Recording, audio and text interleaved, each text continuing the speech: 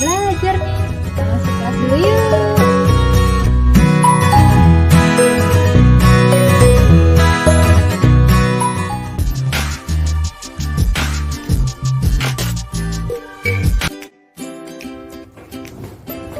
Welcome back to our class Chemistry is Fun. Assalamualaikum warahmatullahi wabarakatuh. Kembali lagi bersama saya Susana di kelas kimia. Selamat pagi, selamat siang, selamat sore, selamat malam anak-anak ibu yang ada di rumah. How are you today? Good, I'm fine too, thank you. Well students, sebelum kita mulai belajar, before we study, let's pray together. Praying start. Finish. Baiklah anak-anak, mari kita mulai belajar yuk. Are you ready? I'm ready. Pada pembelajaran kali ini, kita akan belajar mengenai asam basa arenius. Kita akan belajar asam basa arenius yang tadinya ini. Kemudian indikatornya.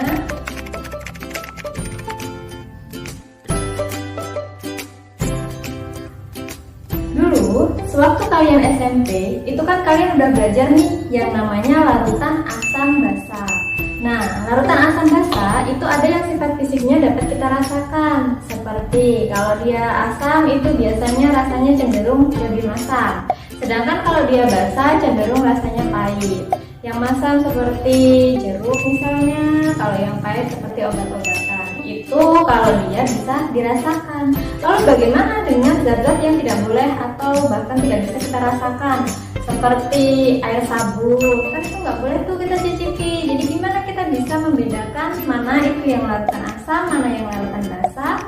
Apalagi kalau ada zat-zat di dalam lab kimia, nggak mungkin kan kita coba. Jadi kita harus melakukan yang namanya praktikum. Salah satunya adalah menggunakan kertas lakmus. Baiklah, untuk memulai kegiatan pembelajaran, bagaimana kalau kita melakukan kegiatan praktikum terlebih dahulu, praktikum mengenai larutan asam basa. Karena kalau kimia tanpa praktikum itu nggak seru.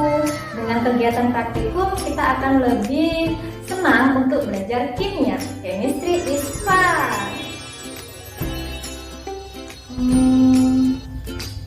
Praktikum itu dilakukan di mana ya? Oh iya, praktikum itu kita lakukan di laboratorium. Yuk kita ke laboratorium. Yeay, kita udah ada dua nih. Kalau mau melakukan praktikum kira-kira apa ya yang kurang?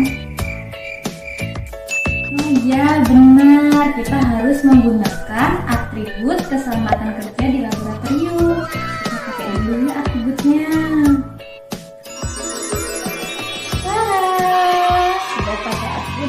Kurang lebih seperti ini ya, pakai jasret, kemudian pakai sarung tangan sama masker.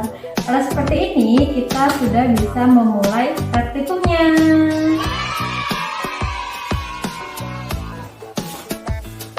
Ini dia alat dan bahannya.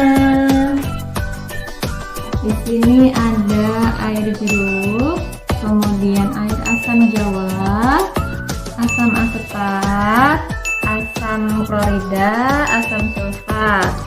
Terus ada air sabun, larutan obat, ada amonium hidroksida, natrium hidroksida, dan magnesium hidroksida. Semua bahan ini harus mempunyai pipet satu-satu ya, biar dia tidak tercampur nantinya. Langkah pertama, kita masukkan atau kita teteskan ke 10 larutan ini ke dalam lap tetes. Bisa kita ambil 3 tetes aja cukup, urutan ya, urutan dari sana kita teteskan ke tetes. Cukup 3 tetes saja. Ya.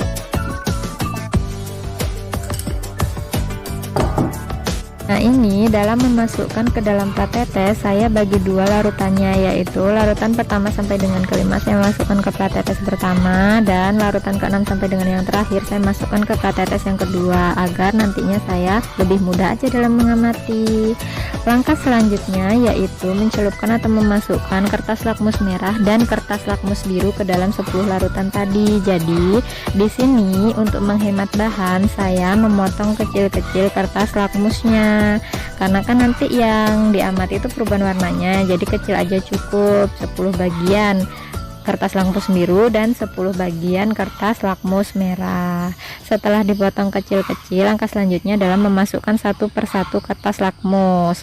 Bisa kertas lakmus merah terlebih dahulu kita masukkan satu-satu dalam 10 larutan tadi, lalu kita amati perubahan warnanya. Selanjutnya kertas lakmus biru dimasukkan satu-satu ke dalam 10 larutan tadi dan diamati juga perubahan warnanya. Dapat kita tunggu beberapa saat agar memperoleh hasil yang lebih akurat bagaimana nanti hasil akhir perubahan warna dari kertas lakmus. Setelah kita memperoleh hasilnya seperti ini, maka langkah selanjutnya adalah memasukkannya ke dalam tabel hasil pengamatan. Yeay, praktikumnya udah selesai nih. Hai students, we have drawn experiment on acid and base solution. Now you can try to look again about the tabel hasil pengamatan hasil dari praktikum tadi. From that observation table, dari tabel hasil pengamatan dapat kalian lihat dari perubahan kertas lakmus, perubahan litmus change color. Nah, ini ada similarity and difference, kesamaan dan perbedaan, di mana kesamaannya ada yang kertas lakmus biru berubah menjadi merah, blue become red, and red remain red, merah tetap merah. Di situ yang biru berubah menjadi merah, blue become red, and red remain red, itu ada air jeruk, ada air asam jawa, kemudian asam asetat, asam klorida, dan asam sulfat. Different dengan larutan yang lain. Larutan yang lain ada air sabun, air obat, larutan obat maksudnya. Larutan obat, kemudian amonium hidroksida, natrium hidroksida, dan magnesium hidroksida. Ini ada perubahan warna kertas lakmus dari merah menjadi biru, red become blue, dan blue remain blue, biru tetap biru. Jadi dapat kalian lihat dari sini perubahan kertas lakmusnya. How many group? Ada berapa kelompok? Ya, ada 2 kelompok ya. Jadi ada kelompok first, kelompok yang pertama itu merubah kertas biru menjadi merah dan kertas merah tetap merah. Sedangkan kelompok yang kedua itu dia merubah kertas lakmus merah menjadi biru dan lakmus biru tetap biru. Dari 2 kelompok tadi, yang manakah yang asam dan manakah yang basa?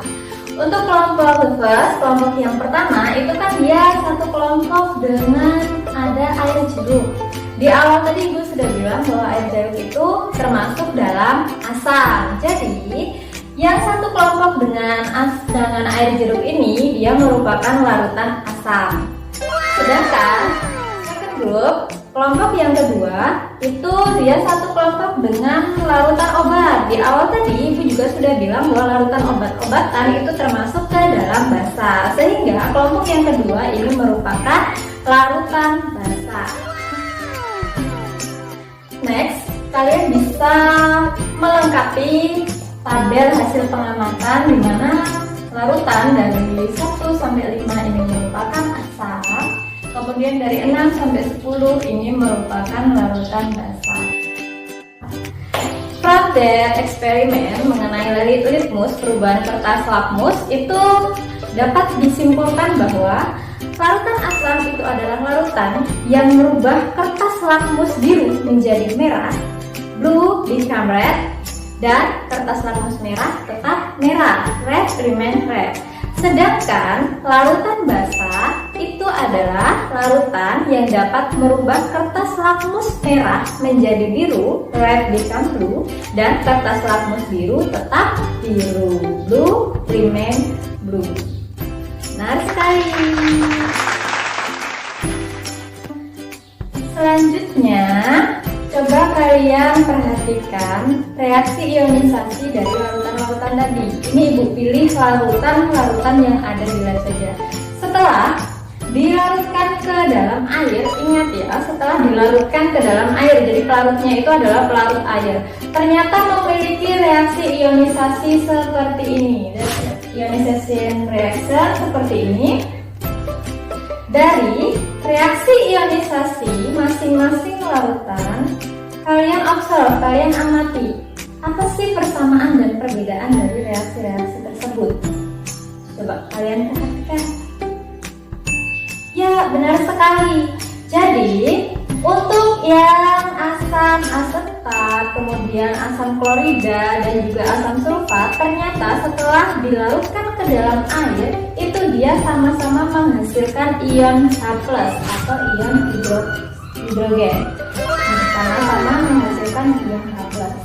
Sedangkan untuk amonium hidroksida, natrium hidroksida, dan magnesium hidroksida apabila dilarutkan ke dalam air itu sama-sama menghasilkan ion OH- atau ion hidroksida. Nah, dari ion-ion yang dihasilkan tersebut dapat kalian lihat ada berapa kelompok sih how many group yang dihasilkan, perbedaan dari ion yang dihasilkan?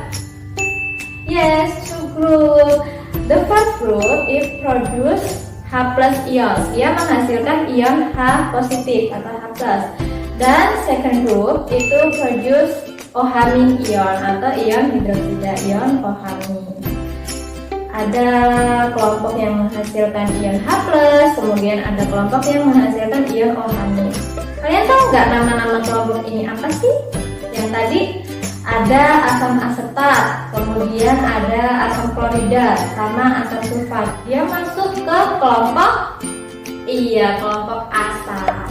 Jadi kalau asam menghasilkan ion H+, sedangkan untuk amonium hidroksida, kemudian natrium hidroksida, dan magnesium hidroksida itu masuk ke kelompok basa karena di sini dia sama-sama menghasilkan ion OH-. Tahukah kalian, dari konsep yang Ibu jelaskan itu tadi, itu adalah merupakan Arrhenius konsep. Jadi pengertian asam dan basa menurut konsep si Arrhenius. Ada yang bisa menyimpulkan lalu apa itu yang namanya asam, apa itu basa menurut Arrhenius? Ya benar, jadi menurut Arrhenius, asam itu adalah spesies kimia yang apabila dilarutkan ke dalam air itu dia akan produce H+ ions. Dia menghasilkan ion H+. Sedangkan basa itu adalah spesies kimia yang apabila dilarutkan ke dalam air itu akan produce OH- ions. Dia akan menghasilkan ion OH-.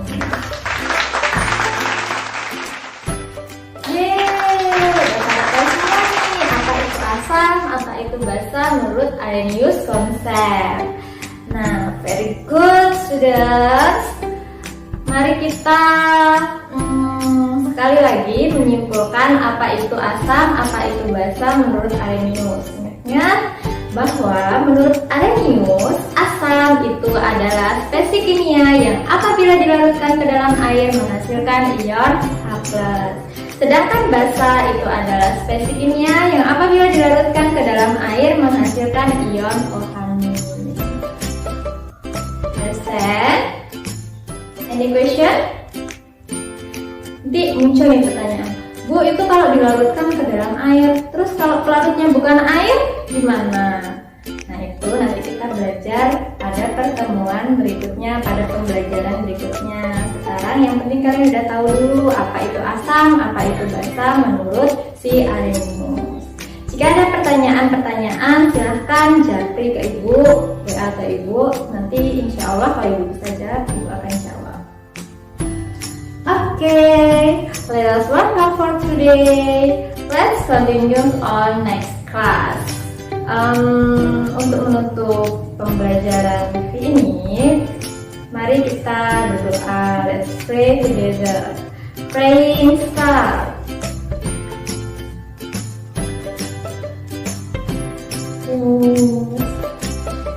Thanks for your attention, students. Sorry if I made any mistake. Terima kasih. Ibu akhiri. Wassalamualaikum warahmatullahi wabarakatuh. See you next time.